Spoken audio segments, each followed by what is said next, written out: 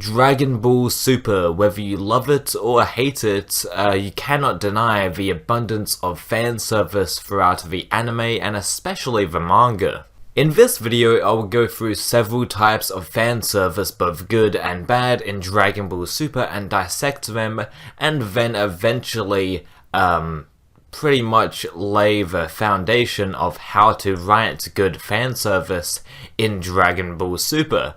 So the first type of fan service is, well, good fan service that actually sort of has meaning and provokes an emotional response.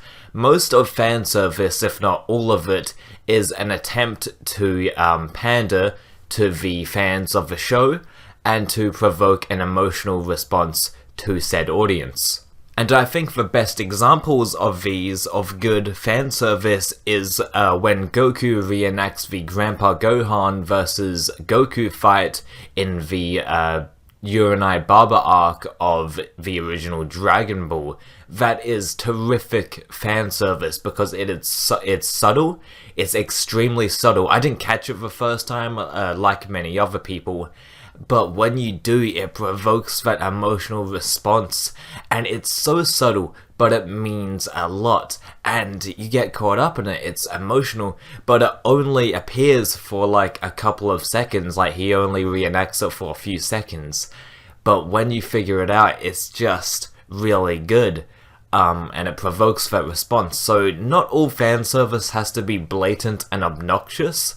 Actually, that's one of the detriments of fan service. So pretty much a sign of bad fan service is being too obnoxious and too in the way of the core plot. But the Grandpa Gohan and Goku stuff was subtle, and it just worked for that scene. So that's extremely good. It's an extremely good example. Not all fan service has to be all subtle and sort of ambiguous, since the Raleigh episode is extremely well, first of all, it's just an extremely good episode, one of the best that Super's ever had, Dragon Ball Super episode 69, but it also contains a lot of fan service for Dr. Slump fans and Dragon Ball fans.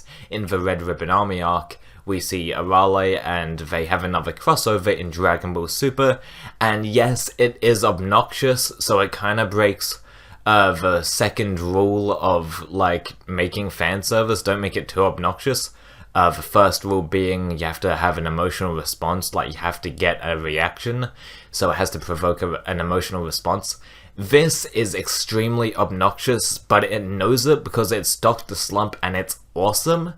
But the whole point of Dr. Slump is just to be a goofy gag manga that just goes all the way when it comes to its jokes, so it has an excuse to be obnoxious, and in this case it really, really works, as the Arale episode is fantastic across the board. Really nice bit of fan service. Even fans that don't even know who Arale is got a kick out of the episode because it was that enjoyable and that funny and that well scripted that anyone could really just sit down and just have a laugh because of how absurd the situation is. Two other instances of solid fan service comes in where Goku deflects the bullets, kind of like his brother in the start of the Universe Survival arc against those rubbers. I think that's extremely good. It's subtle, but you get it. Like it's familiar enough where it's not like it's not so subtle where you just can't notice it the first time. Like, it's there, you know what's happening, but it's just cool. It's a nice nod. It doesn't get, in the way or anything. It's just there, and it's like, oh, cool. So, it's provoking an emotional response, not really much, like, sad or overly nostalgic emotion, but it's just like, oh, that's really cool, like, how they did this. Like, they framed it in the exact same way almost. So yeah, that works as well. And also the King Vegeta flashback in the Battle of Gods arc was really good because that served a purpose in the story as well, and it set up the whole Vegeta and Beerus relationship of Vegeta being extremely scared of Beerus, and we see that, and it harkens back to Vegeta, Planet Vegeta and King Vegeta, in that instance, and it serves it serves a reason, like it serves a purpose for it being there in the story, and overall it just works really well because the scene is funny, and it also provokes an emotional response on why Vegeta is scared of Beerus, so it just works across the board. But me personally, before we get into the just okay bits of fan service and then the bad bits of fan service, my favorite bit of fan service is the Grandpa Gohan versus Goku reenactment. I think that was just so clever. It just worked extremely well. Like, it's so good.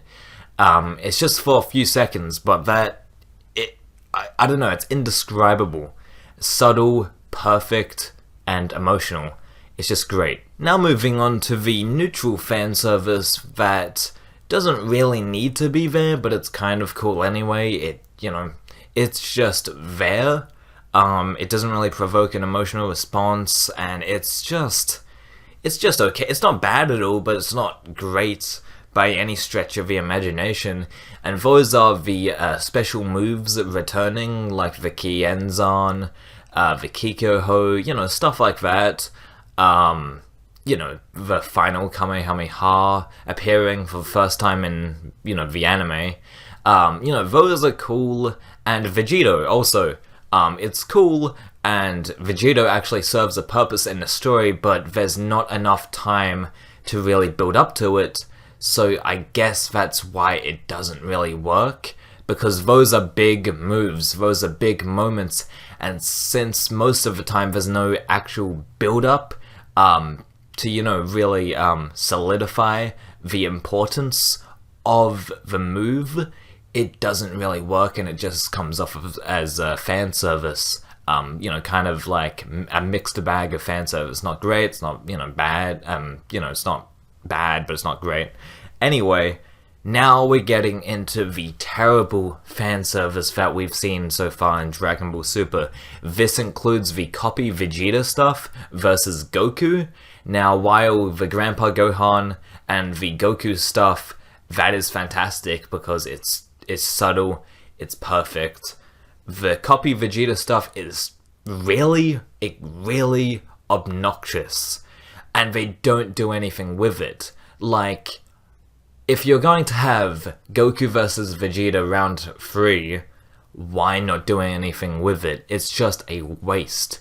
I guess that's just a issue with Super's storytelling, but still, it's fan service because people have been expecting Goku and Vegeta the next round, and then Toei technically gives it to them, but it's terrible. There's no build-up, there's no sort of tension whatsoever, and it just falls flat. So that's terrible fan service right there.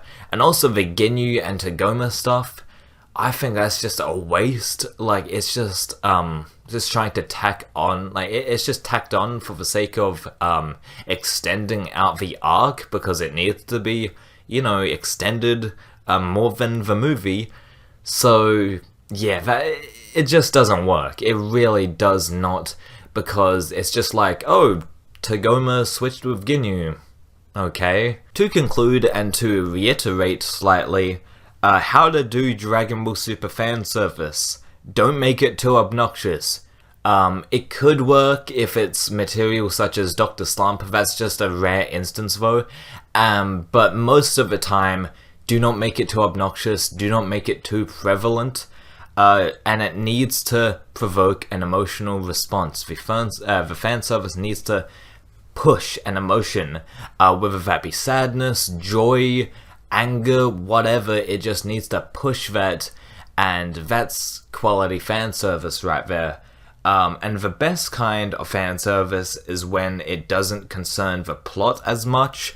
I mean, the Vegito stuff was cool because it served a purpose, but ultimately it didn't exactly work, even though it was serving a purpose with a plot.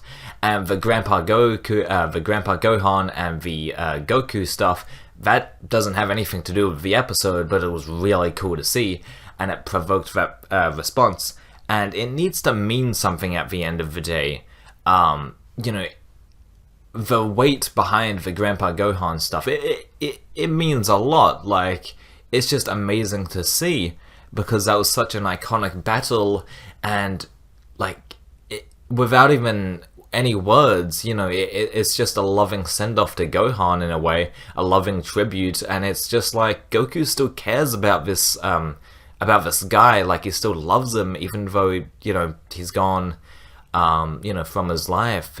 He still loves him, and yeah, like that's how they do it, without any words, whatsoever. They got so much emotion, they carried so much weight in that scene.